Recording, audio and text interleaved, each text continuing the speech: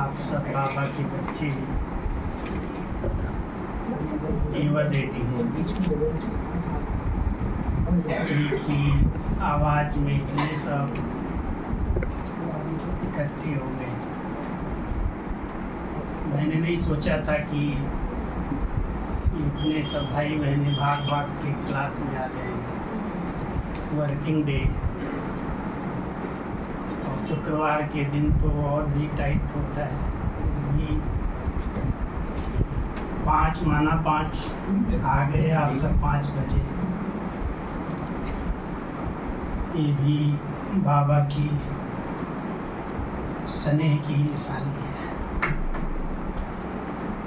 पहला मंत्र पहले दिन बाबा ने हम सबको यही पढ़ाया था। जिस दिन से कोर्स लिया, पवित्र बनो योगी बनो, बी होली बी योगी। और उसी आधार पर हम सब ने पुरुषार्थ शुरू किया है। अंत समय तक यही पाठ है। आज बाबा की बोली सभी ने सुनी है, सभी ने सुनी है ना। हमारे इस पढ़ाई की मुख्य सब्जेक्ट डिफिकल्ट सब्जेक्ट, बाबा ने नाम दिया डिफिकल्ट सब्जेक्ट। पढ़ाई में कोई ना कोई सब्जेक्ट डिफिकल्ट होती है, लेकिन इस आध्यात्मिक मार्ग में आत्मिक स्थिति निरंतर बन जाए। मैं आत्मा हूँ, ये आत्मा है, देह का भान भूल जाए। भाई बहन के बजाय भी आत्मा की स्मृति बन जाए, भाई भाई की स्मृति बन जाए। इसमें मेहनत है और सभी का लक्ष्य यही है कि बाबा हम सब बच्चों को जैसा बनाना चाहते हैं ऐसा हमें बनना है। बाबा की चाहना तो यही है कि मेरे सभी बच्चे मेरे समान बन जाएं। बाबा एवर प्योर है, सदा पवित्र है और वो हम सबको अपने संग का रंग लगाता है। जितना हम सभी बाबा के संग रहने का अभ्यास करते हैं, बाबा को बीच बीच में टच करते हैं। वैसे कहते हैं पारस को अगर सोना टच करे, लोहा टच करे तो सोना बन जाए। अब कहावत है, देखा तो नहीं होगा शायद किसी ने, पारस को लोहा टच करके सोना बन जाता है। देखा है क्या? साइंस से 2 चीजें टिकी हुई है जी। साइंस ने बताया है। साइंस में 2 चीज, साइंस बना ही सिर्फ 2 चीज के लिए, एक पार्स के लिए और एक अमृत के लिए। ये चीज दोनों मिल जाएंगे, साइंस की रोटी पसंद जाएगी। तो बाबा हम बच्चों को कहता है चलो कहावत या कोई भी मान्यताएं हैं, उसके पीछे संगम पर कई रहस्य हैं। तो हम सब जो संपूर्ण पावन पारस है, भले हम तमो प्रधान बन गए, पाठ बजाते बजाते, खेल खेलते खेलते, शरीर के साथ संबंध होते शरीर का फुल भान हो गया, देह अभिमान आ गया। 3 चीजें हैं, एक देह भान है, नेचुरल है, मेल है, फीमेल है। देखने से भी पता चलता है, बोलचाल भाषा से भी पता चलता है और नेचुरल हो गया देहभान। मेरा नाम भी अगर कोई ऐसे पीछे से लेगा तो ध्यान जाएगा, नाम तो शरीर का ही है ना। देहभान को आत्म अभिमान में चेंज करना मेहनत तो है। और फिर देह के साथ पार्ट बजाते बजाते अभिमान भी बढ़ गया, मैं आ गया। 3 प्रकार का मैं है। सब बोलते हैं रोज मैं, और उसी मैं को अगर किसी ने ठीक कर लिया तो पावन बन जाएगा। देह अभिमान वाला मैं क्या कर रहा है, मैं बुद्धिमान हूँ, मैं पढ़ा लिखा हूँ, मैं बड़ा हूँ, मैं ऊँच कुल वाला हूँ, मेरी बुद्धि बहुत अच्छी है, मैं करता है। और जरा भी अगर उसके अभिमान को कोई ठेस लगती है तो डिस्टर्ब हो जाता है। अभिमान भी नेचुरल हो गया।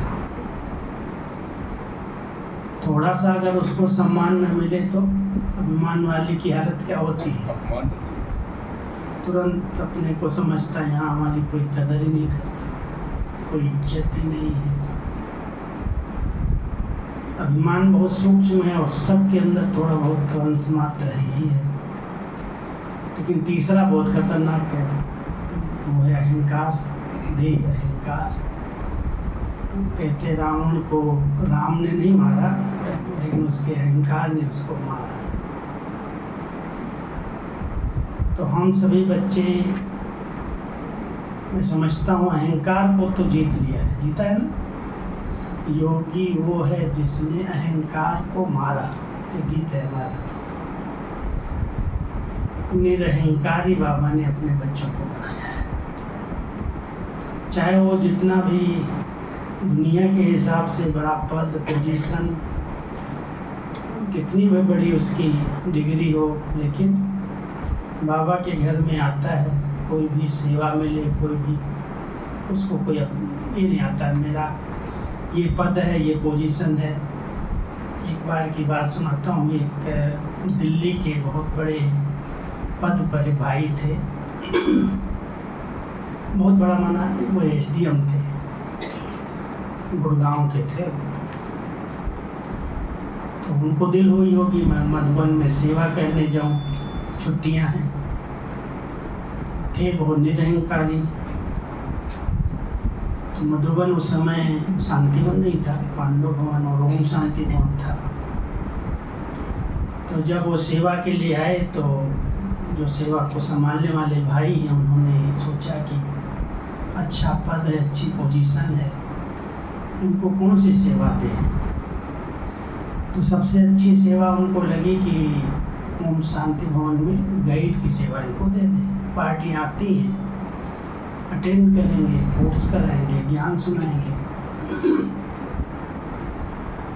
तो कहा कि आपको सेवा करनी है 15-20 दिन के लिए, तो ओम शांति भवन में आप गाइड करने के लिए जाओ। लेकिन वो भाई जो कंट्रोलर है ओम शांति भवन का था उस समय, अभी तो शरीर छोड़ दिया, उसको नहीं बताया कौन है क्या है। तो भाई जब वो गए सेवा के लिए, तो उस भाई ने कहा अच्छा सेवा के लिए आए हैं। उसको एक कपड़ा दिया, एक झाड़ू दिया कि ये जितने कांच है ना ओम शांति भवन के बाहर, इसको साफ करो। जब तक पार्टी आएगी तब तक इसमें सफाई करो, मिट्टी धूल। तो वो बेचारा निरंकारी तो था ही, तो लिया कपड़ा और कांच साफ कर रहा था। अचानक मैं उधर से कहीं पार्टी में भी समझाने गया था, ये देखा ये भाई, मैं तो पहचानता था उनको, इसको किसने सेवा दी, मेरे को संकल्प चले। तो मैं नज़दीक गया तो मेरे को ऐसे करता था, प्लीज़। उसको संकल्प टच हुए, मैंने कुछ बोला नहीं, लेकिन टच हुए कि कुछ बोल देंगे। फिर भी मैंने जाके बोला आपको ये सेवा किसने दी है? बोला नहीं नहीं, ये सेवा में बड़ा सुख मिलता है, ये सेवा मुझे करने दो, आप कुछ बोलना नहीं इनको। तो मैं अभी क्या करूँ, ना उधर बोल सकता ना उधर बोल सकता। तो फिर मैं चला आया। फिर उस भाई को अलग से बुला के बोला, तुमने जिसको ये पोचा कपड़ा पकड़ाया है, इसको जानता है कौन है? मुझे क्या पता, वो सेवा के लिए आया है। क्या वो उसके पीछे 50-100 लोग सेवादारी रहते हैं, बड़ा ऑफिसर है, बड़ी पोस्ट पर है, पूछ करके देना चाहिए। बेचारा डरो नहीं, लेकिन बड़ा निरंकारी है और कर रहा है, लेकिन आगे के लिए ध्यान रखना। तो मैंने देखा है कि जो बाबा के बच्चे हैं, जिनको सही रूप में ज्ञान मिला है, समझदार है, उन्होंने इस मैं को, अहंकार को मारा है। ये नहीं आता है कि मैं इतना बड़ा हूँ, ये काम कैसे करूँ, ये छोटा है ये बड़ा है। कोई भी सेवा, जब हमारे ब्रह्मा बाबा ने भी निरहंकारी बन करके अहंकार को मार दिया, तो सदा ही कहा मैं बच्चों का सेवाधारी हूँ, मैं सर्वेंट हूँ। और बाबा ने भी, साकार ब्रह्मा बाबा ने बहुत सेवाएं की बहन माताओं की, बच्चों की। छोटे छोटे बच्चे थे, कोई अगर कुछ भी तबीयत खराब होती थी तो बाबा खुद ही उनका संभाल करने के लिए पहुंच जाते थे। बहुत निरंकारी थे और बाबा ने सब कुछ करके सिखाया साकार में। ऐसे नहीं मैं तो संस्था का मुख्य हूँ, शिव बाबा का रथ हूँ। बाबा ने किसी को भी ये अनुभव नहीं करने दिया। इतने निरहंकारी जो एक बार कहते हैं, मम्मा बाबा सभी दादियाँ अनाज साफ करके बैठते थे। तो एक दिन बाबा अनाज साफ कर रहे थे, बहनों के बीच में ही बैठे थे और कोई ग्रुप आया मिलने के लिए कि बाबा से मुझे 2 मिनट दृष्टि लेनी है, मिलना है। बड़ा पोस्ट पर कोई व्यक्ति था। तो बहनों ने उनको विजिटिंग रूम में बिठाया और कहा मैं बाबा को बोलती हूँ, मिल लेना। तो बाबा के पास गए, बाबा आप यहाँ से उठो, कमरे में चलो। क्या है बच्ची? बाबा आपसे मिलने के लिए कोई VIP जाए हैं, मिलना चाहते हैं, दृष्टि लेना चाहते हैं। हाँ हाँ बच्ची, बहुत अच्छा है, यही ले आओ। बाबा नाक साफ कर रहा है, थाली में चावल होगा, कुछ ऐसा हो, दालें होंगी। तो बाबा ने कहा उस बच्चे को ही ले आओ। बहन कहे ऐसे कैसे बाबा, आपके प्रति उसकी इतनी भावना है, आप भगवान के दत्त हैं और उस भावना से वो आया है और आपको ये देखेगा तो उसकी भावना ही टूट जाएगी कि भगवान का रथ। बाबा नहीं माना, कैसा नहीं बच्चे, उसको ऐसे ही लिया। और वो जब बाबा के सामने गया तो बाबा को खेलते हुए श्री कृष्ण के रूप में देखा, साक्षात्कार हो गया। बाबा इतना मतलब उस स्थिति में बैठा था तो देखते ही वो साकार गुम हो गया और वहाँ पर श्री कृष्ण जैसे खेल रहा है, खेल खेल में दर्शन करा दिया उसको। तो बाबा ने अपनी स्थिति पर ध्यान दिया। क्या मैं बताना चाहता हूँ, ध्यान दें। कार्य कैसा भी हो, लेकिन कार्य करते हुए स्थिति अगर श्रेष्ठ है तो वो स्थिति सेवा करती है। और निरहंकारी स्टेज है, अगर वो देख ले भी देगा। बाबा ने कोई भी कार्य बच्चों से कराया अगर, तो पहले खुद किया।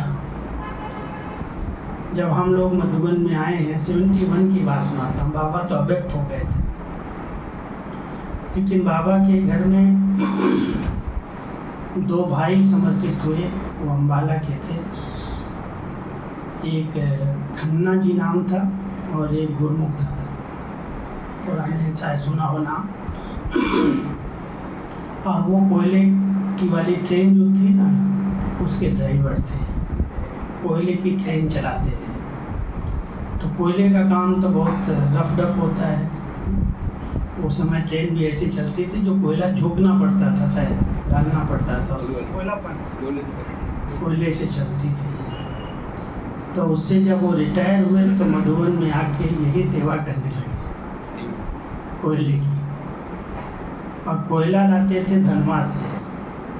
धनबाद में उस साइड में झारखंड बिहार में बहुत कोयला होता था, तो पूरी ट्रेन कोयले की भर के वहाँ से ले आते थे मधुबन में। और कोयले पर ही सब खाना बनता था, चूल्हे जलते थे, बॉयलर जलते थे। लेकिन उसकी इकोनॉमी करने के लिए साकार में बाबा उस कोयले को छानता था, छनवाता था। उसका जो पतला पतला चूरा होता था, उस चूरे में गोबर मिला करके इतने बड़े बड़े गोले बनाते थे। उससे बॉयलर जलते थे, उससे ही सब काम होते थे। तो बाबा पहले साकार में बनाते होंगे, क्योंकि गाय तो अपने घर में थी, गोबर था।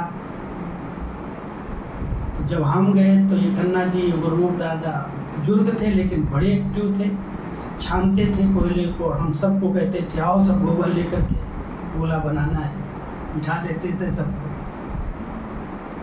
तो ये सब काम, कोई भी कार्य है, कार्य करते हुए अगर हमारा बाबा के साथ कनेक्शन जुटा हुआ है, तो बाबा जब ब्रह्मा बाबा ऐसे गोला बनाता है तो ऐसे उछालता है, देखो श्री कृष्ण के हाथ में विश्व का गोला आ गया। स्थिति, निश्चय और नशा। तो निरहंकारी स्टेज बहुत ऊंची स्टेज है, और जितना हम निरहंकारी बनते जाते हैं उतना योगी जीवन बन जाता है। अगर योगी जीवन है और अहंकार है, इसलिए शायद जब बाबा संपन्न बने, कर्मातीत बने, तो ये 3 शब्दों का जो प्रयोग किया, निराकारी, निर्विकारी, निरहंकारी। वैसे निर्विकारी स्टेज हमारी 5 विकारों पर है। पवित्रता जब हम कहते हैं तो केवल ब्रह्मचर्य व्रत नहीं है, वो तो एक अलग सब्जेक्ट हो जाती है। लेकिन पवित्रता की जो संपूर्ण स्टेज है उसमें 5 विकारों पर विजय है। ऐसे नहीं काम को जीता है तो क्रोध आ रहा है, जैसे कोई संन्यास ले ले, विकारों के कारण घर बार छोड़ दे, लेकिन जाने के बाद क्रोध उसका और बढ़ जाए, अहम भाव, अहंकार बढ़ता जाए, छोटी छोटी बात पे नहाने में मेरा पहला होना चाहिए, मेरा पहला होना चाहिए, उस पर भी लड़ाई चलने लगती है। कुंभ मेले में सवारी पर झगड़े कर लेते, अहंकार, क्रोध। तो काम को तो जीत लिया, लेकिन क्रोध को नहीं जीता। कईयों के तो अंदर लोभ वृत्तियाँ इतनी हैं, जो आज बाबा मुरली में कह रहे थे ना, सब मतलब के साथी हैं, सब मतलब के साथी हैं। सारी दुनिया में मतलब, स्वार्थ है तो काम है, स्वार्थ के कारण ही सब कुछ कर रहे हैं।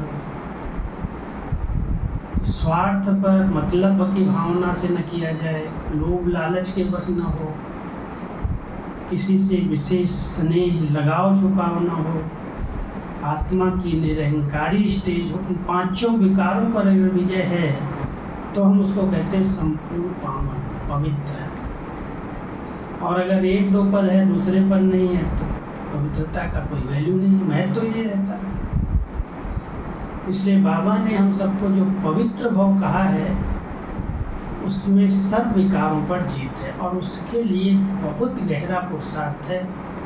जितना हम निराकारी स्थिति में स्थित रहते हैं, मैं आत्मा हूँ, मैं शरीर से अलग हूँ, जिसने देह अभिमान को गलाया है, वही इस निराकारी स्टेज को प्राप्त कर सकता है। ब्रह्मा बाबा ने इतना गहरा पुरुषार्थ किया। मैं अपनी दादी जी को देखता था, दादी प्रकाश मणि जी इतना गहरा पुरुषार्थ करने लगी लास्ट दिनों में, आंख बंद करके ऐसे बैठ जाती, पूरी हलचल हो, कुछ भी उनको पता नहीं, जैसे नहीं नहीं। यहाँ पर इतना निरहंकारी, निराकारी स्थिति का अभ्यास। एक दिन हम 3 भाई गए दादी से, तबीयत थोड़ी नीचे ऊपर रहती थी, ये मैं समझता हूँ 2004-5 की बात है। बिस्तर पर लेटी थी तो हम ऐसे अचानक कहा, दादी हम आ रहे हैं, हाँ आ जाओ आ जाओ। तो हम 3 भाई इकट्ठे गए कमरे में। दादी पहले बैठी थी, फिर खड़ी हो गई, और खड़ी होने के बाद दादी आओ आओ ऐसे किया, बड़े प्यार से, जैसे प्यार टपक रहा था। और हम 3 भाई थे, तीनों को ऐसे बाह में ऐसे लिया, और बड़े देर तक ऐसे लगे जैसे तो उड़ा देंगे, है ही नहीं साकार में, न खुद है न हम हैं, जबकि बॉडी मेल फीमेल की है।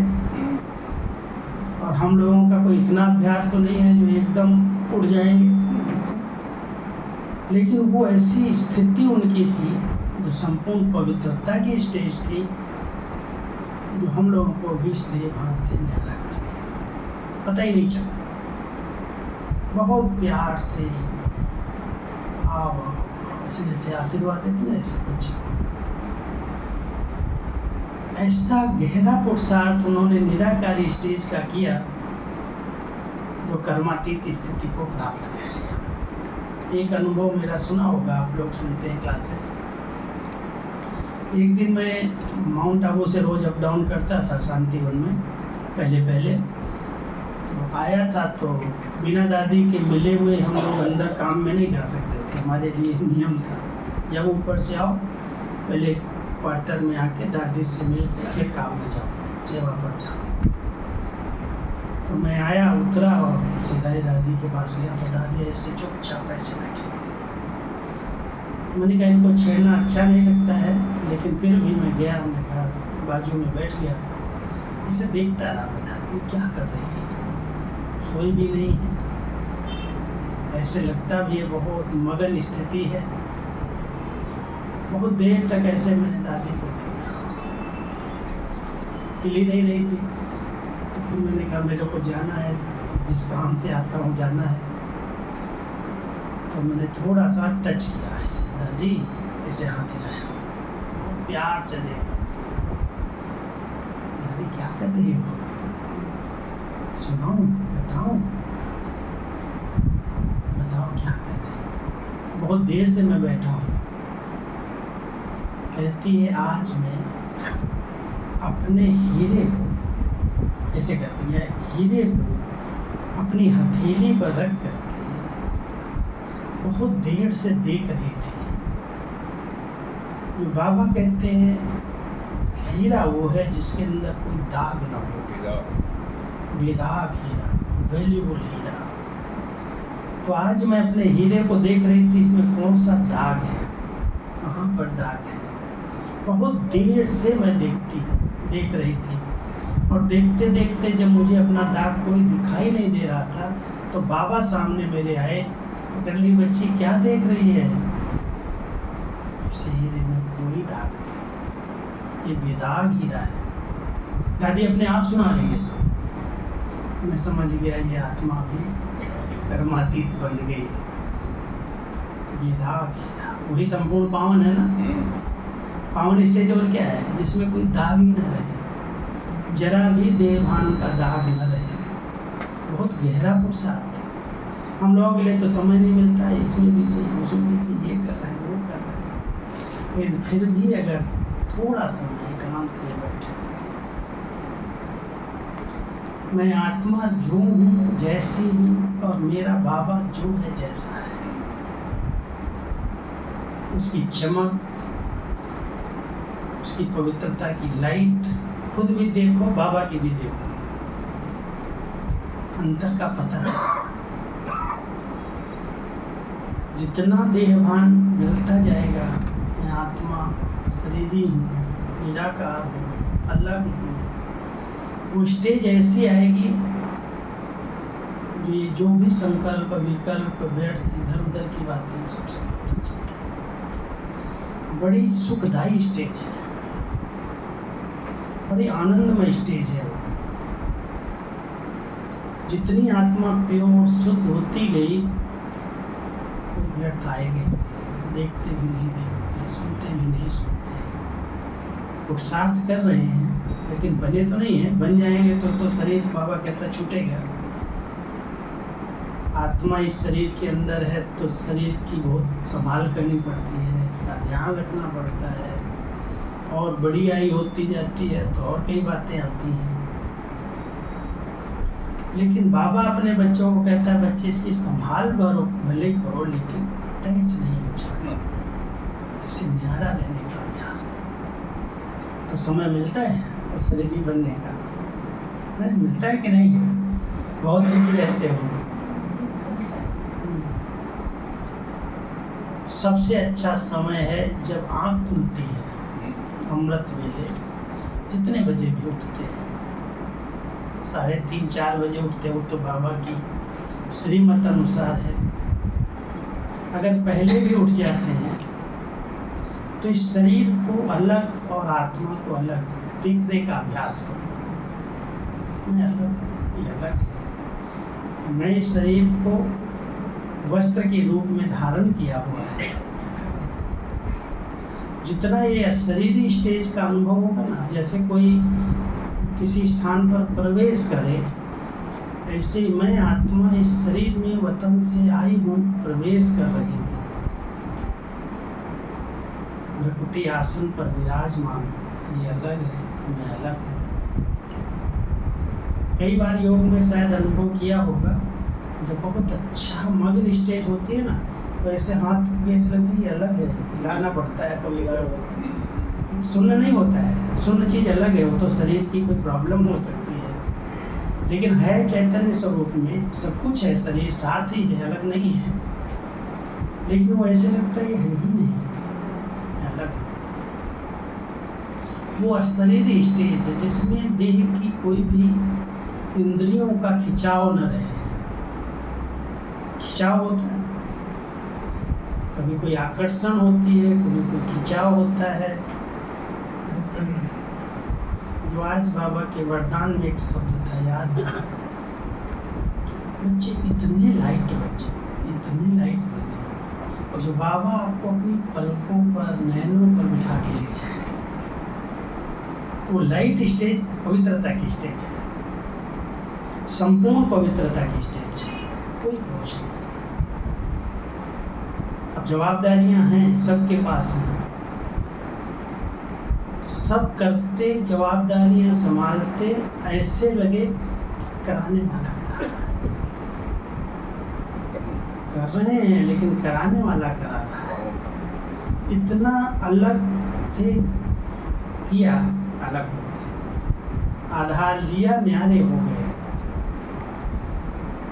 डबल करावन हाथ की स्मृति है, मैं आत्मा करावन हाथ इन कर्मेंद्रियों से करा रही हूँ, और मेरा बाबा करावन हाथ मुझ आत्मा से करा रहा है। ये अभ्यास सहज योगी बना देगा, और जितना सहज योगी हम बनते जाएंगे, उतनी आत्मा अपने आप की ओर होती जाएगी। अधिक मेहनत वाला पुरुषार्थ करोगे तो थक जाओगे, और कई लोग बहुत गहरा पुरुषार्थ करने लगते हैं, बस टेंशन अटेंशन का भी टेंशन हो जाता है। ऐसा नहीं लेना है, सरल नेचुरल। कुछ बातों का ध्यान देते हैं, जैसे आज बाबा ने कहा, बच्चे अगर नेगेटिव को हम समाप्त करते हैं, नेगेटिव ना चलेगा, व्यर्थ और नेगेटिव जो बार बार तंग करता है, परेशान करता है। जब सब ड्रामा बिल्कुल एक्यूरेट चल रहा है, जो कुछ चल रहा है ड्रामा की सीन बिल्कुल एक्यूरेट है, उसमें कोई करेक्शन कर ही नहीं सकता है। हम अल्पज्ञ लोग, ये नहीं होना चाहिए, ऐसा नहीं होना चाहिए, ऐसा करते तो ऐसा हो जाता, इतने सारे प्रश्न कर लेते, ऐसा नहीं होता तो ऐसे होता, ये सरकार होती तो ये हो जाता, वो होता तो वो हो जाता। और जब बिल्कुल एक्यूरेट सब कुछ बना बनाया है, तो उसमें हम क्यों जाकर के अपने बुद्धि को चलाने में बहुत डिस्टर्ब कर। इसलिए दादी जानकी जी का एक शब्द याद करना, जब मैं जाता था पत्र लेकर के, कई बातें होती थी सेंटर्स की, तो मैं कहता, दादी ऐसा देखो पत्र आया, इसका ये जवाब देना चाहिए, ऐसा करना चाहिए। तो मेरे कहते, डोंट थिंक, डोंट थिंक। दादी सोचना तो पड़ेगा, यज्ञ है, कोई नाम बदनाम हो रहा है, कोई बात हो रही है, आप कहते डोंट थिंक, ऐसा कैसे होगा? क्या करेगा? अच्छा सुधर जाएगा तेरे कहने से। सुभान, योग का दान दो, कोई अच्छी पॉजिटिव ज्ञान की अच्छी बात लिख दो, उसको खुदोरो नहीं, ऐसे खुदो नहीं। सब चल रहा है, हो रहा है, जानते हैं, लेकिन ज़्यादा इंटरफेयर करोगे तो और सिद्ध करेंगे लोग, जिद करेंगे, बहस करेंगे। ज्ञान क्या कहता है, बाबा क्या कहता है, वो सुना हो तुम, एक न एक दिन रियलाइज करेंगे। अब उनके बदलने का बहुत वंडरफुल तरीका था, क्या बाबा ने सिखाया लोगों को, हलचल में कभी नहीं है। कितनी सारी बातें हुई, कितने लोग चले गए, बाबा कहता है क्या वंडर है। कई बार वंडर का रहा, 3-4 दिन से मुरली में है, बाबा वंडरफुल, ज्ञान वंडरफुल, और मेरे बच्चे कितने वंडरफुल हैं। चलते चलते बाबा की गोद छोड़ के माया की गोदी में चले जाते हैं। आश्चर्यवत कथनती सुनती, इतना अच्छे अच्छे भाग जाते हैं। आज तो का फारकती दे देते हैं, डाइवोर्स दे देते हैं। अब डाइवोर्स दे कोई फारकती दे के चला जाए, कोई अनन्य बच्चा हो, कोई अच्छा सेवाधारी हो और वो बाबा के घर से चला जाए तो संकल्प नहीं चलेंगे, चलते तो हैं। लेकिन बाबा ने अपने आप को कितना स्थिर रखा, दादियों ने अपने आप को कितना स्थिर, कभी भी हलचल में नहीं है। क्यों क्या मैं नहीं मिल हट्टी तो एक ही है, कहाँ जाएगा, थोड़ा भटक के फिर आ जाएगा ना। अपनी स्थिति को हिलाया नहीं, कभी क्वेश्चंस में, प्रश्नों में समय नहीं गंवाया। तो जो पवित्रता की स्टेज है, मैं समझता हूँ बहुत प्रसन्नचित्त स्टेज है। कोई भी प्रश्न नहीं, कोई भी हलचल नहीं, कोई भी व्यर्थ नहीं, कोई भी नेगेटिव नहीं। अब इसके लिए हम सबको अटेंशन देना है, और इसका अटेंशन केवल यही है जो मेरी समझ में आता है, हम अपने मन बुद्धि को ज्ञान रत्नों से भरपूर रखें, चिंतन करते रहे, अच्छा चिंतन, पॉजिटिव चिंतन। इतना अच्छा बाबा हमें रोज भोजन दे रहा है, खुराक दे रहा है, हजम नहीं करोगे तो शक्ति नहीं बनेगी। मनन करो, चिंतन करो, कुछ स्मृति में रखो, उसका स्वरूप बनने का प्रयास करो। आज मैं सवेरे डिब्रूगढ़ में मुरली सुना रहा था। मैं ये बताओ, मुरली सब सुनते हो, फिर दिन में अगर कोई अचानक पूछे आज क्या था, याद रहती है? आप सब में किसको किसको याद रहती है? नहीं याद रहती, कोई नहीं हाथ उठा रहे, कोई तो कुछ बातें याद है, लेकिन पूरी मुरली याद आ जाए। पूरी मुरली माना ऐसा नहीं कोई हमको लिंक से रटना है, याद करना है। तो मैंने कहा देखो, मुरली की कुछ शब्दों की हिंट होती है। अगर आप वो हिंट लेकर के 4-5 शब्द लेकर के उस पर थोड़ा सा अटेंशन दो, तो वो शब्दों से सारी मुरली याद आ जाएगी। तो मैंने आज की मुरली के 5 शब्द उनको बताए सुनाने के पहले। देखो, आज बाबा उन्नति का साधन बता रहा। पहले हेडिंग, उन्नति का साधन क्या है, कैसे उन्नति हो सकती है। तो बाबा ने उसके कई साधन बताए। पढ़ाई से ही उन्नति होगी, जैसे हद वाले कमाई के लिए प्लानिंग करते हैं, ये करेंगे तो ये उन्नति होगी। पैसे के बिजनेसमैन अपनी उन्नति की बात सोचते हैं, हमारा कैसे बिजनेस आगे बढ़ेगा, हमारी कैसे पगार आगे बढ़ेगी, उन्नति के लिए सोचते हैं। कई लोग नौकरी करते हैं और साथ साथ पढ़ाई करते जाते हैं कि हमारी उन्नति हो और हमारी डिग्री बढ़ जाए। वो लोग हद वाले कमाई के साधन के लिए कितनी प्लानिंग करते हैं। हमारी उन्नति, हम अपनी उन्नति के लिए क्या कर रहे हैं, जब कितना ऊंचा पद है। मैं एक मिसाल बताया, उन्होंने कहा आज वोटिंग के लिस्ट में कुछ लोग प्रचारक को अगर देखो ना, तो देख के ऐसा लगता है एक सांसद बनने के लिए, एक पद लेने के लिए लोग कितनी मेहनत करते, खाना पीना नहाना सब छोड़ करके। मैं उसको याद किया, वो एक माता है हैदराबाद में, जो ओवैसी की बाजू में खड़ी हुई भेंट में बीजेपी की तरफ से। कभी कभी उसका मैं देख लिया, कितनी मेहनत करती दिन रात, हर एक के घर में जा करके हर एक से हाथ मिलाना, गले मिलना, उसको टोपी पहनाना बच्चों को। एक पद के लिए एक आत्मा इतनी मेहनत कर रही है, कैसे भी करके मैं जीत जाऊं। और हम बच्चों को बाबा विश्व की राजा ही देना चाहते हैं। हम लोग क्या मेहनत कर रहे हैं, बैठे आराम से, कुछ नहीं मेहनत करते, आराम से बैठे। हाँ, जो बाबा को बनाना होगा बना दे, जो बनने होंगे बन जाए। कई बार अलवेलेपन का तकिया लगा लेते, बाबा का डनलप का तकिया बड़ा अच्छा है, ऐसे मस्त सो जाता। थोड़ा तो पुरसारत करो, लेकिन टेंशन वाला पुरसारत, सरल। एक ही गहरा पुरसारत बाबा ने कहा, मुख्य सब्जेक्ट, दूसरी बात आ गई तुरंत पढ़ाई की मुख्य सब्जेक्ट। मैं आत्मा, ये आत्मा, भाई भाई ये नाम रूप याद ना है, किसी की आकर्षण में, नाम रूप में हम आकर्षित न हो जाएं। बहुत अच्छा अभ्यास है, लेकिन इसके लिए थोड़ा अटेंशन देना पड़ता है। सब संबंध संपर्क में आते हैं, हम लोगों को खैर बहुत चांस मिल जाते हैं, टोली बांट रहे हैं। मान लो आज हम हजारों को टोली खिलाते हैं, 5 से देते हैं, तो ये ध्यान रखते हैं और क्या हम उनको सोचेंगे, उनकी शक्ल तो देख रही नहीं, चमक रही है, आत्मा कितनी अच्छी है, भगवान ने इसको चुना है। तो एक आत्मा पर ध्यान जाता है, शरीर तो पता नहीं चलता है, लेकिन एक नेचुरल आत्मिक स्थिति में हम बैठे हैं तो सामने वाले को हम उसी नज़र से देखते हैं। अब ये मुख्य सब्जेक्ट अगर पक्की हो गई तो उसका न शक्ल दिखाई देगी, न नाम रहेगा, न रूप रहेगा। कितने अच्छे घर से आए हैं, कितना अच्छा अच्छा पाठ बजा रहे हैं, सब खेल खेल रहे हैं अपना अपना।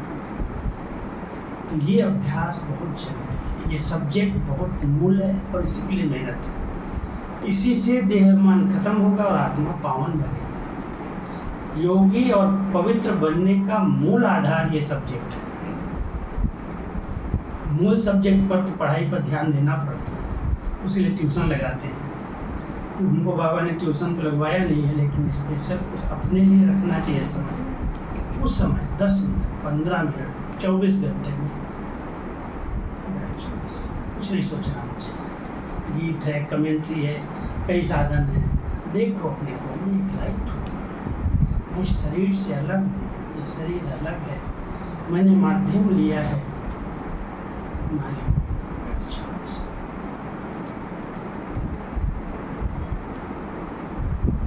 एकदम शरीरी बन जाए, और जितना ये बहुत पवित्र शुद्ध संकल्प चलेंगे उसका एक बहुत अच्छा आभा मंडल क्रिएट हो जाए। एकदम ऐसे लगेगा चारों तरफ से कोहरा बन रहा है, जैसे दीपक जलता है और दीपक जब स्थिर हो जाता है तो उसका जो चारों तरफ एक लाइट का कार्य होता है, लाइट का कोहरा होता है, बहुत पवित्र और स्वच्छ और स्थिर होने लगता है। दीपक अगर लौ उसकी हिल रही है तो ओरा में स्थिरता दिखाई नहीं देती, हिलता है।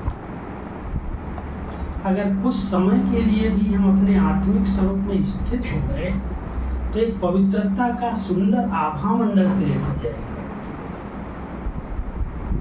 वही आभा मंडल हमारे देवताओं के चित्रों में, हमारे धर्म पिताओं के चित्रों में उसी को दिखाते हैं। अब उस आभा मंडल के अंदर मैं आत्मा रहूं, ये मिट्टी की देह अपने आप भूल जाएगी। है सबके साथ वो सूक्ष्म शरीर, लेकिन उस सूक्ष्म शरीर का अनुभव करना, उसको जागृत करना, उसके लिए आत्मिक स्थिति का अच्छा अभ्यास है।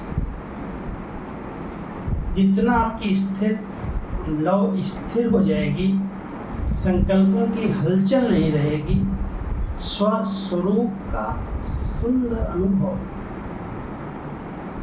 इस स्वरूप का अनुभव तो हम करते हैं, लेकिन स्वस्वरूप का अनुभव, अपने स्वधर्म का अनुभव, कितना शांत स्वधर्म है, पवित्र स्वधर्म है। इस अनुभव में अगर हम खो जाएं, स्थिर हो जाएं, अपने आप को लाइट चारों तरफ से आभा मंडल पवित्रता का बनता जाए। और वर्तमान समय इस कलयुग के अंदर सेफ्टी का यही एक रक्षा कवच है। नहीं तो नेगेटिविटी दुनिया में बहुत बढ़ रही है, बढ़नी है, उसका प्रभाव पड़ रहा है। कई आत्माएं अगर स्वयं पर अटेंशन नहीं देती हैं तो चलते चलते व्यर्थ का अटैक होता है, किसी में प्रवेशता हो जाती है, कभी माइंड इतना अपसेट हो जाता है, डिस्टर्ब हो जाता है। कई लोग तो इतने अच्छे पुरुषार्थी हैं जो अचानक सुसाइड तक कर देते हैं, इतना डिप्रेशन में चले जाते हैं, सोच नहीं पाते आगे क्या करना है। उनका खुद का दोष नहीं है, लेकिन एक अटेंशन अपने पर न होने के कारण जो आया सोच रहे हैं, संकल्प चला रहे हैं, कोई कंट्रोल ही अपने ऊपर नहीं है, तो जो इस वायुमंडल में नेगेटिविटी भरी पड़ी है वो उस पर अटैक कर जाती है। तो सेफ्टी का एक साधन है, इसको आप सभी थोड़ा सा अंडरलाइन करना।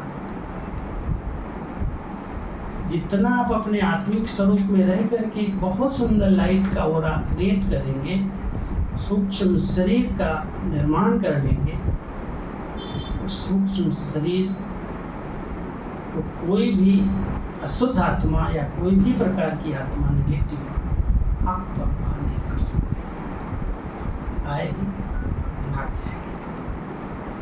इसको बढ़ाना है सब।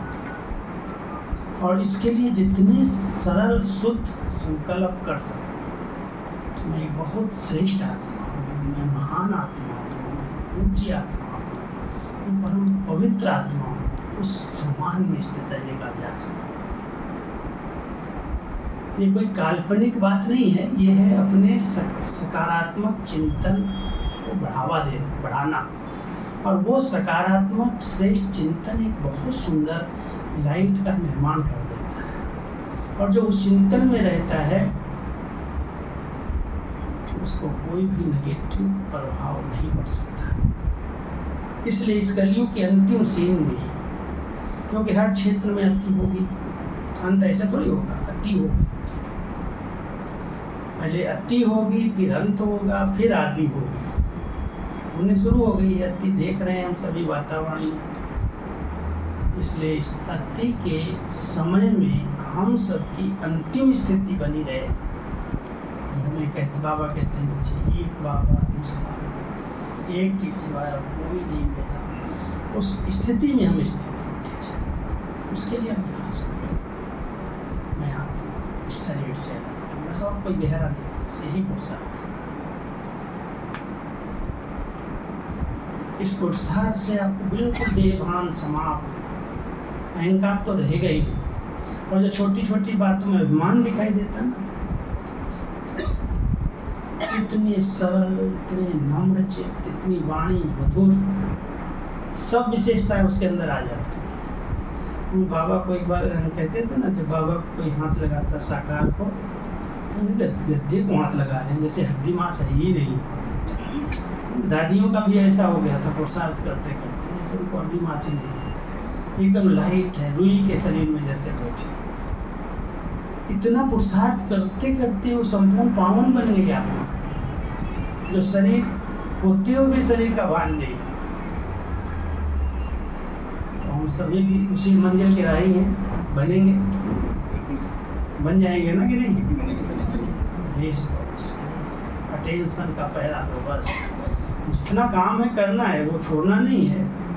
जो सेवाएं मिली हैं, जो जवाबदारियां हैं, निभाओ, लेकिन वो करके बाबा को अर्पित कर दो। मैंने ही बड़ी रमणीक बात, जब हल्केपन की बात वहाँ कही, बाबा ने तीसरी बात ये कही है, तुमको मैं अपनी पलकों पर, अपने नैनों पर बिठा के ले जाऊँगा, तुम अपनी जवाबदारियाँ मुझे समर्पित कर दो, मैं लेने के लिए आया हूँ, बोझ क्यों लेके चल रहे हो? तो मैंने कहा, कईयों की आदत होती है।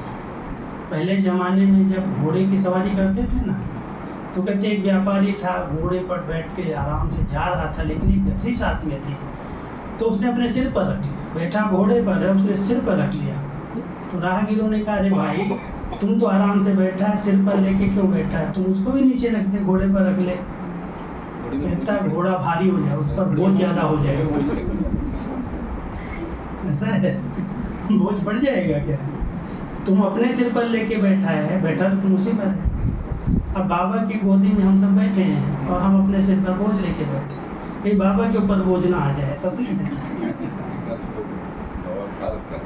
इसलिए बहुत हल्के करके रहो।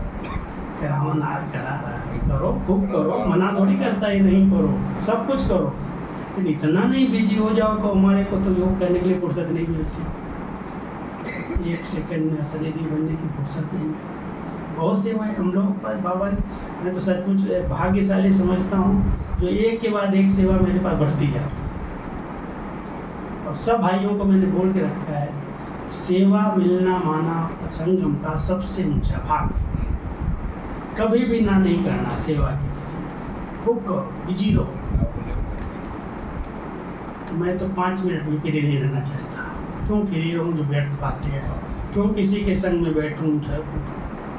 जो बैठूंगा वो कुछ न कुछ सुनाएगा, हम बिजी हैं, कोई आएगा तो चला जाएगा वापस। इतना बाबा ने सेवाएं दी हैं, इतने पढ़ने के लिखने के काम दिए हैं, ये करना बहुत सारी बातें हैं। मेरी दादियाँ कभी अपने को फ्री नहीं छोड़ती थी, और अगर कोई कहे मैं बीमार हूँ, मैं सो जाऊँ, नहीं, सोने नहीं देता। बाबा कहता था, बच्चे पेट दर्द का थर्मामीटर नहीं होता, ये कहती है पेट दर्द नहीं, इसका मन दर्द है। उसको उठा के ले आओ, रोटी पर बैठा, रोटी पर घी लगाएगी। सोने नहीं दिया बाबा, बुखार में सो गया, पेट दर्द में सो गया, सिर दर्द में सो गया। बाबा कहता है थारी बच्ची वो सोएगी तो और नेगेटिव संकल्प चलते चलते बीमार कर देगा उसको सेवा में लगा दो, अपने आप वो ठीक हो जाएगी। कुछ न कुछ करे, संगठन के बीच में आए, किनारा नहीं करे, सबके बीच में आएगी, वो बात भूल जाएगी। इसलिए ध्यान देना, बिजी रहो खूब अच्छी तरह से, और कभी भी ये सोचना नहीं मैं रिटायर हो गया, रिटायर हो गई। बाबा के बच्चे कभी रिटायर नहीं होते। हम तो कहते हैं 55 के बाद बचपन शुरू होता है। क्या बाबा करा रहा है, घुमा रहा है इधर उधर, ये सेवा ये सेवा ये सेवा। हम लोग कहते हैं क्या पहले फ्री रहते थे, इधर पहाड़ पर गए, इधर पहाड़ पर गए, ये पिकनिक किया, वहाँ गए। बात करने की फुर्सत नहीं पड़ता, पिकनिक तो भूल गई, सब कहाँ चले गई, पता नहीं कितनी सेवाएं बाबा ने बढ़ा दी, पूरी नहीं होती। लेकिन ये भाव नहीं है। व्यर्थ से बचना है तो तन से, मन से, धन से, जो विशेषता है, जो कर सकते हो, कुछ न कुछ सेवा में लग जाओ, करो। नहीं कोई सेवा है तो मनसा सेवा तो सबके पास है। इतनी शुद्ध पवित्र संकल्प हों, खुशी के संकल्प हों, पवित्रता के संकल्प हों, शांति के संकल्प हों, तो बैठ जाओ ऐसे तो शांति की किरणें अपने आप जाएंगी। हम कहीं देने थोड़ी जा रहे हैं। हर एक लाइट जल रही है तेज, उसकी रोशनी फैलेगी, उसकी दूर दूर तक किरणें जाएंगी।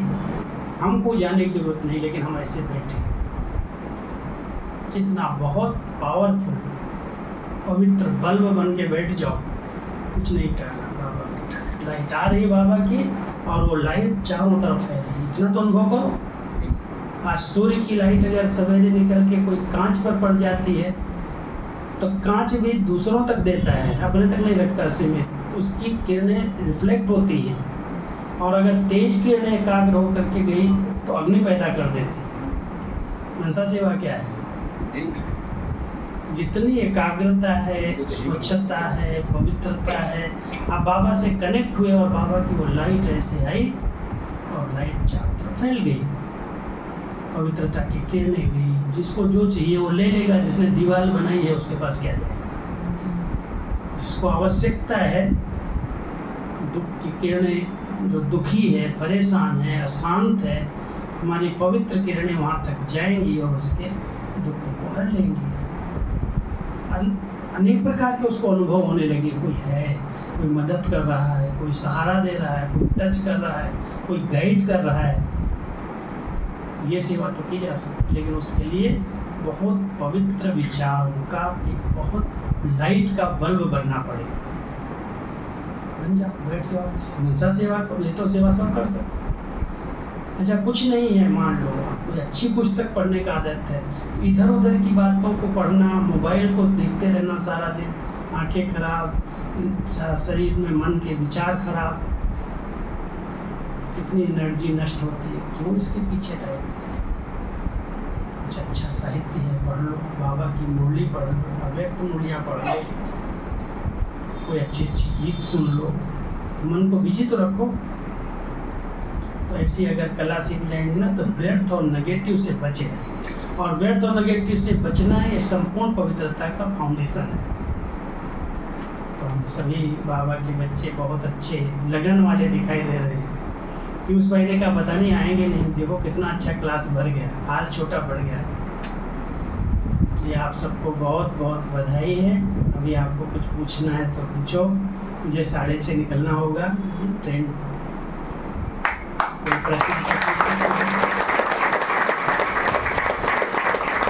क्योंकि आपके लिए शायद मिर्जा बहन जी ने टोली भी बना कर रखी है, टोली मिलेगी, तो इसलिए टोली देंगे तो 15-20 मिनट में मिल जाएगी। आओ पीयूष भाई, कोई पूछना है कुछ? माता जी को पूछना है? देखो कहाँ गई बेटी, बैठी थी, चली गई, चली आई। हम शांति, क्या प्रश्न है तेरा? योग नहीं करती। योग नहीं करती। योग नहीं करती, ऐसे कैसे चलेगा? पेंडुलम में ऐसी रहती है।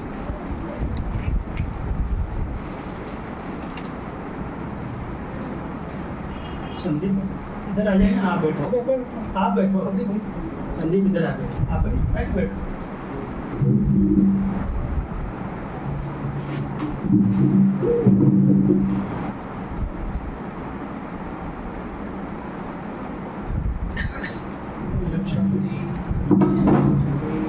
किसी के मन में कोई प्रश्न है तो पूछ सकते हैं। आपके मन में कोई प्रश्न है? नहीं है। पुरुषार्थ से संबंधित कोई प्रश्न तो पूछा ही जा सकता है। हाँ जी, पूनम बहन भाई साहब उसी विभाग में कार्य करती हैं जहाँ डॉक्टर LS माथुर, अच्छा, मौसम विज्ञान विभाग, तो ये भी बहुत बड़ी साइंटिस्ट है। पर ये दिन की क्लास कभी भी नागा नहीं करती है। माथुर साहब की बात सुना देता पहले माथुर साहब की बात सुनो। हूँ। माथुर साहब एक बार विदेश जाने के लिए बाबा से छुट्टी लेके गए, तो छुट्टी लेने आए होंगे साकार में बाबा से। तो मेरे को कोई ने अभी सुनाया थोड़े दिन पहले, तो बाबा ने ऐसे अचानक पूछा होगा, आपके साथ कौन जा रहा है? तो बोला, बाबा मैं अकेला ही जा रहा हूँ, मेरे साथ कोई नहीं जा रहा है। तो माथुर साहब को शायद भोजन बनाने का अभ्यास नहीं था, उनकी युगल बना के देते थे। तो बाबा ने कहा, भोजन कौन बनाएगा? तो बाबा को बोला, बाबा कोशिश करूँगा, सीख के जाऊँगा, थोड़ा बहुत कुछ बना के खा लूँगा, बाहर तो नहीं खाते हैं। बाबा ने कहा, बच्चे तुम्हारी युगल तुम्हारे साथ नहीं जा रही है क्या? नहीं बाबा नहीं जा रही। अरे बच्चे, बाबा को युगल बना लेना, टिकट नहीं देना पड़ेगा।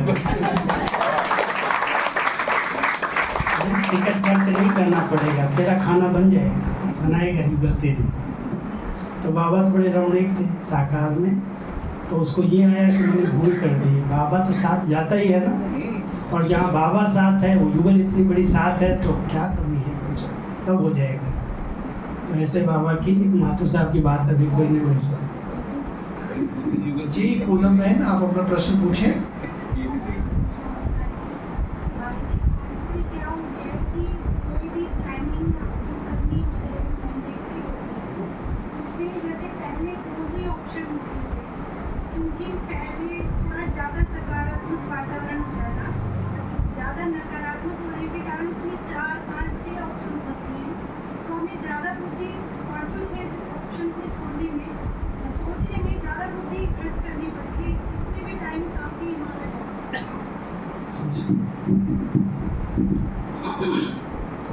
अगर ज़्यादा कुछ नहीं समझ में आता है, सोचने से तो निर्णय नहीं लिया जा सकता। आप बाबा के ऊपर छोड़ सकती हो, बाबा जो आप कहेंगे उसी पर टिक लगा दो, करके देखो, क्यों सोचती हो? ऐसी लाइन नींव रखो, बाबा को साथी बना करके, बाबा ये देखो इतनी सारी बातें, किस में टिक लगाऊं, कौन सी राइट है? तो क्या बाबा आपको टच नहीं करेगा? इस पर लगा दे बच्ची, सच्चे दिल से बाबा कहना और लगा के देखना, फिर बताना, ठीक? और किसी के मन में कोई प्रश्न है पूछ सकते हैं, पुरुषार्थ से संबंधित। बहुत सारी प्रसाद बातें सुनाई। भाई साहब ने बहुत सारी बातें सुनाई है ना, स्पष्ट हुआ है ना सबको, बहुत सुंदर। तो अभी समाप्त करें या थोड़ी देर योग कराएं भाई साहब? अभी हमारे भाई जी भी आए हैं भाई साहब के साथ, तो वो भी 2 शब्द बोलेंगे। और उससे पहले हमारी बहनें माता जी का थोड़ा स्वागत भी करेंगी। कोई बात नहीं, बहनों को मन है। भाई साहब तो कहते क्या स्वागत करना है, मैं तो घर में ही आया हूँ ना। भाई साहब तो इन सब चीज़ों को बहुत पसंद नहीं करते हैं, लेकिन फिर भी बहनों का मन होता है तो मैं ज़रूर करें। हमारी दीपिका बहन और हमारी मनीषा बहन,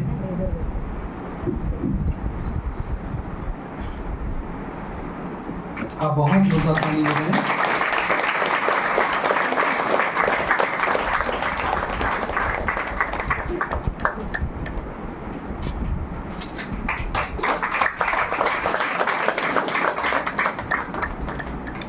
बहुत सुंदर ताली बजाएं।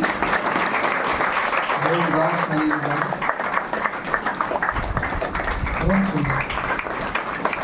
राजीव भाई को भी मैं कहूँगा कि वो पुष्प गुच्छ लाए हैं लता जी को दे। राजीव भाई साहब जो IAS बनते हैं तो उसको UPSC बोलते हैं, संघ लोक सेवा आयोग। तो ये उसी में जॉइंट सेक्रेटरी है। तो सारे IAS को ये सिलेक्ट करते हैं। आइए। और कभी भी बाबा की मुरली नागा नहीं करते, बहुत उन्होंने बच्चे हैं बाबा के। फोटोग्राफर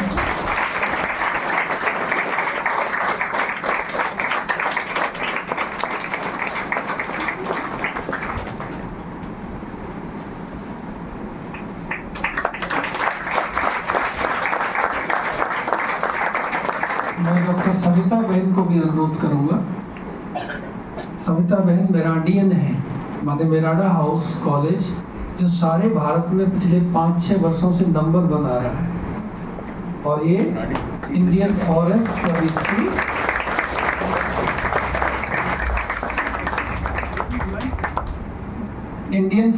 सर्विस की ये राजस्थान काडर की पहली महिला है, सोचिए आप। और भारत की चौथी महिला है, पूरे भारत में चौथी महिला है। और ये अपने पूरे ही करियर में आउटस्टैंडिंग रही हैं। और जब से बाबा की बच्ची बनी है, इनकी सीट भी यहाँ फिक्स हो गई है वैसे।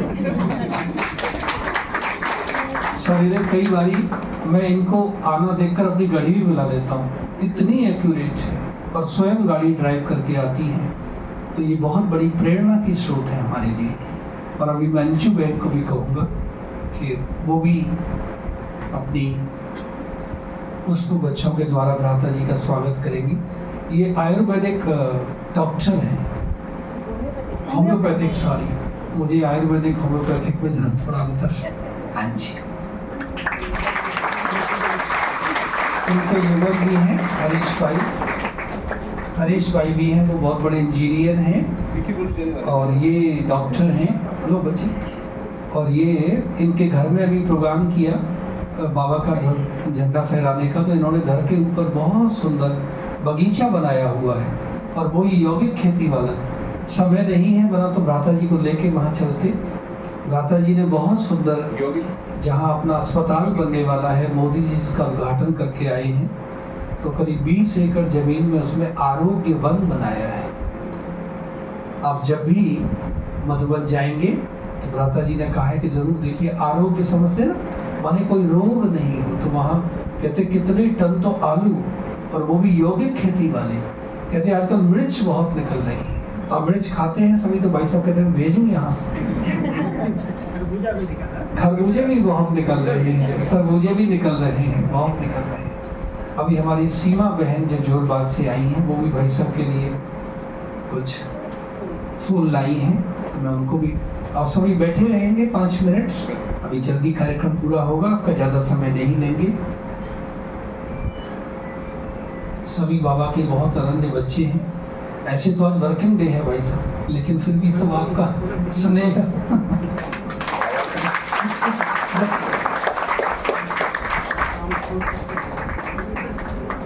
बहुत सुंदर।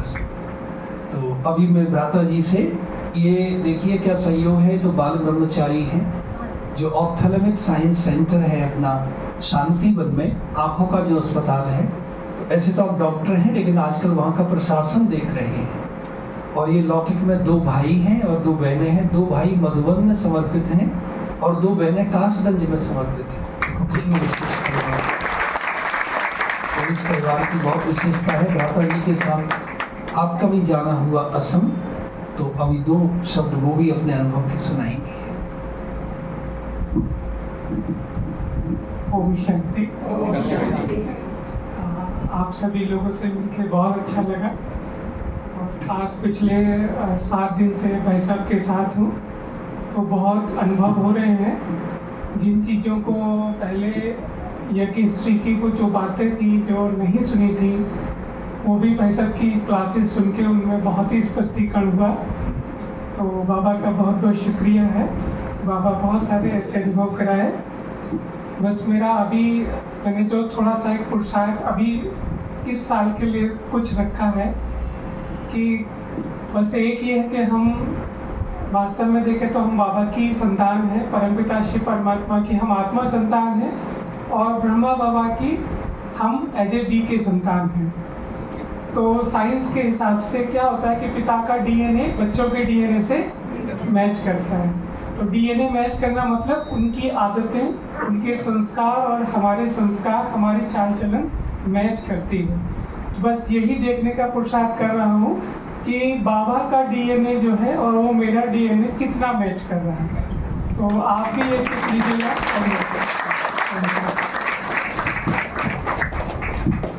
इन्होंने तो गागर में सागर भर दी।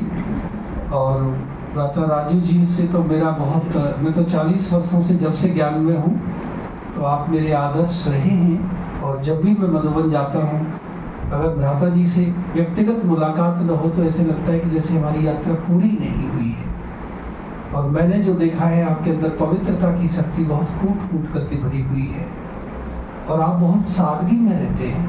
कोई आपके जीवन में मैंने आज तक बनावट नहीं देखी। तो जब हम योगियों के लक्षण सुनते हैं तो उनमें से एक लक्षण ये भी है कि आप बहुत सादगी पसंद हैं, और जो आप बाहर हैं वही आप अंदर भी हैं।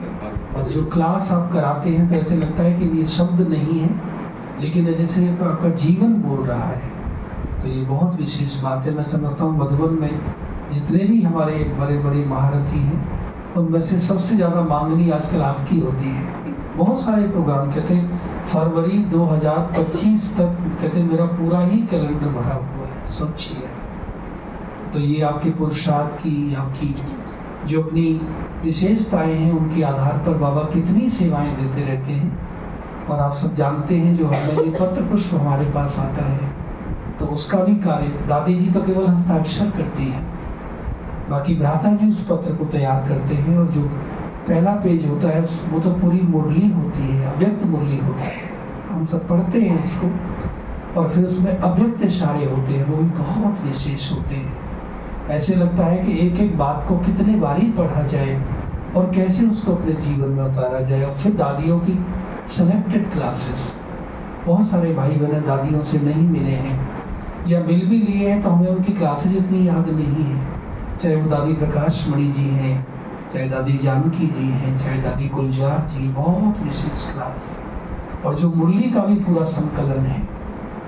सोचिए आप, मैं देख रहा हूँ कि जब से मैं मुरली पढ़ रहा हूँ, पढ़ाता हूँ, सुना, तो मैंने एक भी त्रुटि मुरली में कोई मात्रा की कोई ऐसे नहीं पाई। तो ये बहुत बड़ी बात है। कितना ध्यान रखते हैं, कितनी एक्यूरेसी है, कितनी परफेक्शन है। और हर चीज़ बाबा का जो अपना मुरली डिपार्टमेंट पूरा है, नीचे भी है, ऊपर भी है, सरोवर में भी है, सब जगह आपके संचालन में चलता है। और उससे भी ज़्यादा जो आजकल हमारा ग्राम विकास प्रभाग है, तो इतना बड़ा प्रभाग है। आप सोच सकते हैं, भारत तो गाँवों का ही देश है ना। और बाबा भी कहते हैं गोकुल जैसे गांव। बाबा ने सत्युग की जब बात करते हैं तो गाँवों का तो कारोबार तो वही उसी विंग की। आपको एक खुशी की बात सुनाता हूँ कि माउंट आबू की नगर पालिका के 7 गांव हैं, और 7 गांवों को हम लोगों ने गोद लिया है। 7 गांवों को विष मुक्त खेती कराएंगे, ऑर्गेनिक खेती की। हम 8 महीने से उनको ट्रेनिंग दे रहे हैं, और सभी गांवों में स्वच्छता और पर्यावरण के लिए वृक्षारोपण और व्यसन मुक्ति कई कार्यक्रम चल रहे हैं। तो 7 गांव, अभी लक्ष्य है कि 1 साल के अंदर पूरा ही कोई भी खाद, कोई भी जहरीली दवा, यूरिया माउंट आबू में नहीं आनी चाहिए। तो ऐसा लक्ष्य रखते प्राकृतिक योगिक खेती करते। और जो हमारा ग्राम विकास प्रभाग है, आप उसके उपाध्यक्ष भी हैं, वाइस चेयरपर्सन हैं। तो उसके द्वारा भी बहुत सारी यूनिवर्सिटीज़ में कई सारे विश्वविद्यालय गुजरात में है, पंतनगर विश्वविद्यालय है, कृषि विश्वविद्यालय। तो वहाँ शोध हो रहा है कि कैसे जब हम एक तरफ खाद डालते हैं तो उससे जो सब्जियां बनती हैं, और जब खाद नहीं डालते हैं, और जब योगी वहाँ योग करते हैं, बीज को भी तो खेत को भी, तो जब वो बड़ा होता है तब भी, तो उसका डेटा तैयार हो रहा है कि उसका स्वाद भी अलग है। जो यौगिक खेती में बनने वाली चीज़ें हैं, उसमें जो न्यूट्रिएंट्स हैं जो पोषक तत्व हैं उनकी मात्रा भी ज़्यादा है। तो ये बहुत विशेष कार्य जैसे हो रहा है, तो इसके द्वारा भी मैं समझता हूँ जो बाबा की प्रत्यक्षता का कार्य है वो भी ज़रूर होगा। तो हम बहुत ही धन्य हैं, हमारा बहुत सौभाग्य है कि भ्राता जी हमारे बीच आए। आप केवल 5 घंटे हमारे पास रहे हैं। सच्ची आप यहाँ 2-2:30 बजे 2 बजे करीब पहुँचे हैं और फिर थोड़ा सा हल्का फुल्का कुछ खाया भोजन वगैरह, फिर आपने थोड़ा विश्राम किया। अभी पूरी क्लास हो गई, बस अभी जाएंगे तो फिर कल तो माउंट आबू पहुँच जाएंगे। लेकिन 5 घंटे हमारे लिए कितने महत्वपूर्ण हो गए। 2 दिन की भर्ती करा दी भाई साहब। 2 दिन की भर्ती करा दी भाई साहब ने। बहुत पहले आपको पता ना, कोविड से पहले यहाँ बहुत सुंदर भट्टी कराई थी। तो अभी भ्राता जी दूसरी बारी हम प्रोग्राम बनाएंगे तो फिर हम भट्टी रखेंगे और आप सभी भाई बहन तो जरूर आएंगे। और अभी तो भ्राता जी सबको टोली देंगे, एक एक करके आएंगे, बिल्कुल जल्दी जल्दी नहीं करेंगे। हाँ जी, और फिर बहुत प्यार से सभी विदाई देंगे। ओम शांति। हाँ।